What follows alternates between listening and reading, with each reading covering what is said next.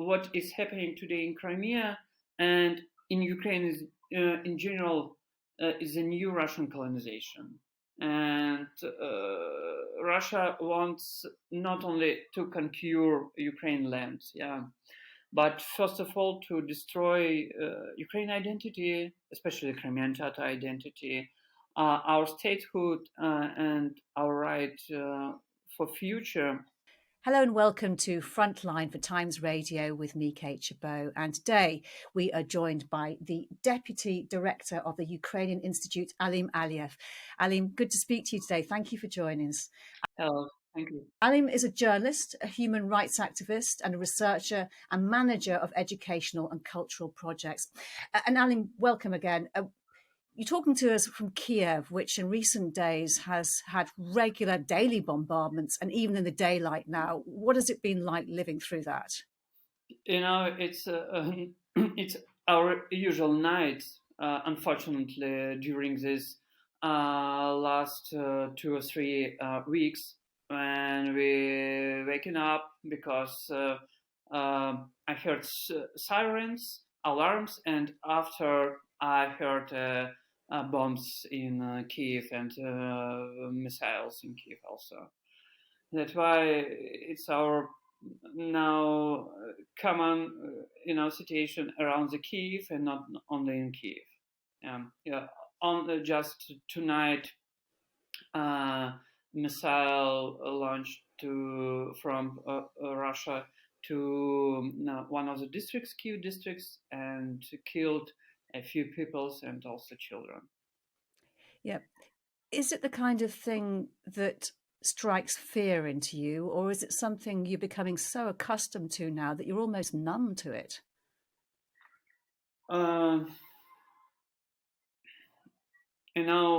We are here really. For us, this war is an existential war. Yeah. And this war is about our future. And when we have this, I say that our new and normal normality, to wake up after the bombs, to go to bomb shelter, to call every time to our relatives, our friends who are in Frontline, who are in occupied territories and who in different cities that bombed by Russian bombs. And it's very hard to accept psychologically, because every time it's like you, every day it's like a new life. Because you don't know how to plan your day, how to plan your life, and how to plan everything. You can plan on only to 15 minutes. And as a human rights activist, you must have witnessed a lot of the suffering. Do you get the impression, much has been said in this war that the will of the Ukrainian people is strong and the determination is strong. Mm-hmm. Do you get the impression that will and that determination is still as strong as it was just over a year ago? Yeah, of course, because Ukrainian society now divided into 2 parts. First part, civilians who take a weapon to their own arms and stand with another soldiers in Ukraine army, and another part is volunteering, and volunteering in different spheres. We have this we can build this horizontal ties of volunteering, and that's why we have another choice. And all of today, all of country, all of Ukrainian people volunteering or in army. And when we say about bravery, of course, it's one of the our values to struggle for our land. It's but we not only struggle for land, we struggle for our future. We struggle for our identity, and this war it's also the war of values. You are somebody who your family originates from Crimea, and the fear that you have, I understand, is that any peace agreement that could be reached may leave Crimea in the hands of Russians. Mm-hmm. Yeah. This war started from 2014 with a temporary occupation of Crimea, and this war should end also with the occupation of Crimea, because if we today will say that okay, we'll finish this war without the occupation of Crimea, it means for us that this war will postpone to next generations. Yeah, because Russia it's not it's about empire power, yeah, and it's about or destroying or appropriation. That's why we should end this war in Crimea with the occupation of Crimea and the occupation of Donetsk and Lugansk regions. And you were part of a campaign launched by the Ukrainian Foreign Ministry calling on the West to back the liberation of Crimea. Is it about that, not accepting any peace that involves Crimea staying in Russian hands? Or is there more, do you think, the West can actually do? Yeah, of course. This campaign is to stress that all of the situation and how we see the solving this war we see from the Crimea. With the beginning of full-scale invasion, for example, repressions on the peninsula intensified significantly. And Crimea, after 2014, has become a role model for the occupation of a new territories of Ukraine in 2022. Yeah, from the creation of places of torture in basement, for example, kidnappings of journalists and activists, to attempts to hold so-called referendums, and that's why I call what is happening today in Crimea and in Ukraine is, in general, is a new Russian colonization. And Russia wants not only to conquer Ukraine lands, yeah, but first of all to destroy Ukraine identity, especially Crimean Tatar identity, our statehood, and our right for future. Because when we talked about colonization, we talked about memories, symbols, names, and people. And my background, I'm a human rights defender, and I see how it goes in Crimea during the last 9 years. That's why we launched this campaign that with sending a message about Crimea and about the ending of this war for us. You mentioned the Crimean Tatars. You yourself are a Crimean Tatar. Under the Stalin regime, they suffered terribly with mass deportations to other parts of the world. And I just wanted to find out a little bit more about how the Tatars were treated when Russia annexed Crimea, and actually why they were targeted in the first place back in Stalin's time. Yeah, in general, we, the human rights defenders, documented more than 5,000 cases of human rights violations in Crimea for the last 9 years. And it was a violation from the religious and ethnicity ground to violations against freedom of speech. And approximately 80% of Crimean political prisoners are Crimean Tatars. Today we have more than 160 cases of people placed under detention, for example. And when we talked about Crimean Tatars, for example, violation of the right of self-determination of Crimean Tatar indigenous Crimean people who see themselves as an integral part of Ukraine. In April 2016, Russian authorities banned the Majlis of Crimean Tatar people is a representative body and calling it as an extremist organization. Yeah, and this case is important because Majlis is a flagman of Crimean Tatar political, cultural, and social life during last 30 years in Crimea. And in every single village and city where we have a Crimean Tatar population, we have this representatives of Majlis of Crimean Tatar people. And but one of the story, for example, of my friend, his name Nariman Jilal, and he's the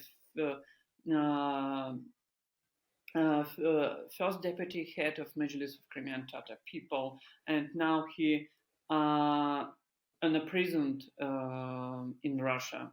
And such cases, when Russia want to show that Crimean Tatars, extremists and terrorists, and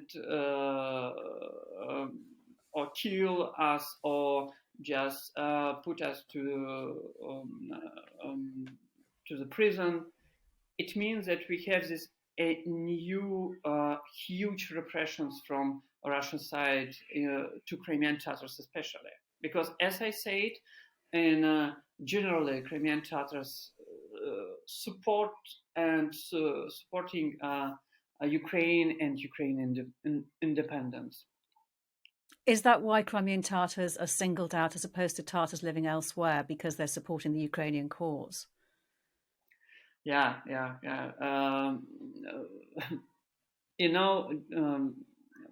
For example, one more that will be interesting. For example, when we talk about Crimean Tatars, we are very small nation, yeah. But during this 9 years in Crimea, near 70,000 of the inhabitants left Crimea. It's from this number, near 40,000 Crimean Tatars. And it was a brain drain because young professionals, students, business persons, public leaders, journalists, cultural artists, cultural managers, etc. Left Crimea. But we have another trend. The peninsula is colonized from Russia, with the state officials, security officers, even pensioners and business persons. And according to our statistics, the number of people who arrived in Crimea reached 700,000 people. And our time, there was several attempts to changing the ethnic and religious comparison in Crimea by squeezing the indigenous Crimean Tatar people. I just give two figures. Before the first annexation of Crimea by Catherine II in 1783, 95% of the total population of the peninsula were Crimean Tatars. And today this number dropped to 13%.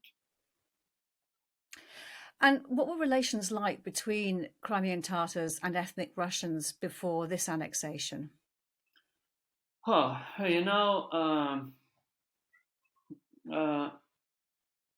It was Crimean Tatars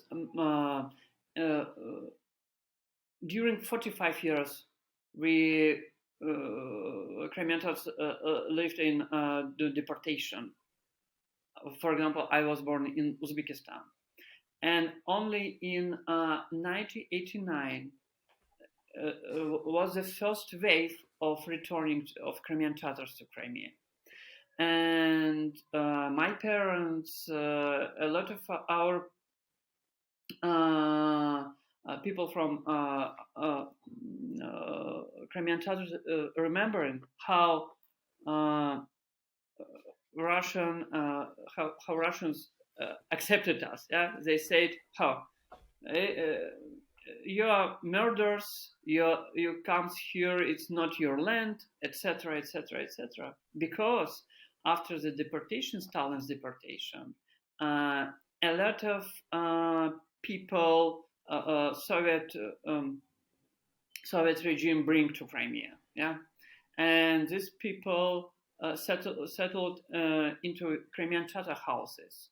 And now a lot of myths and stereotypes about Crimean Tatars from the Russian side, it's just we have and more such cases.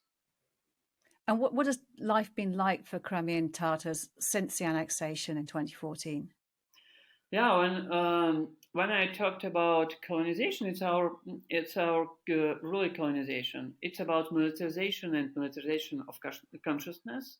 It's about banned national institutions like Imagines or national Crimean Tatar media, and it's about destroying identity, tangible and intangible heritage, cultural heritage that does not fit into Russian ideology is destroying now. And what kind of pressure have Crimean Tatars come under to fight for Russia? And do you know people who've been forcibly conscripted? Crimean Tatars who fight for Russia? Mm-hmm. I'm really don't know any Crimean Tatar who now in Russian army. Yeah, but I know a lot of Crimean Tatars who in Ukrainian army, Frontline, yeah, and we also supported these Crimean Tatars. But one thing that's very important to say in Crimea is that from the September 2022, violent mobilization in the occupied Crimea has an openly discriminatory character because it is directed mainly against Crimean Tatars. What it means, the mass mobilization of the Crimean Tatars is a part of nothing that a new wave of repressions that began with the Russian full-scale invasion. And 80% of all of this mobilization was directed to Crimean Tatars.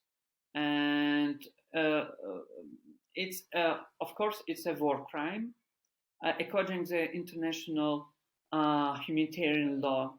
And for us, it's also can be repeated, can lead to a repeated act of genocide of the indigenous people, because Russia is trying to send Crimean Tatars to fight against their own country, as well as against other Crimean Tatars who are currently in the ranks of Ukrainian army, and thus it's risking the annihilation of the male population. And that's why today we know that only during this last half year, more than 20,000 Crimean Tatars just left Crimea. So Crimean Tatars are being forced to fight for Russia. Yeah, Crimean Tatars in. Do you know how many? Huh? Do you know how many? In Russian army? Mm-hmm. A lot of Crimean Tatars avoid to take this, this list and invites to Russian army. That's why a lot of Crimean Tatars, for example, male population left Crimea now. You seem to have lived through generations of suppression as a Crimean Tatar. What is your hope for the future? Well, yeah. Last 9 years, I'm personally acting in Crimean topic. And for me, it's crucial to support Crimean Tatar identity because, for example, Crimean Tatar language, one of the vanishing languages in the world according to UNESCO list. But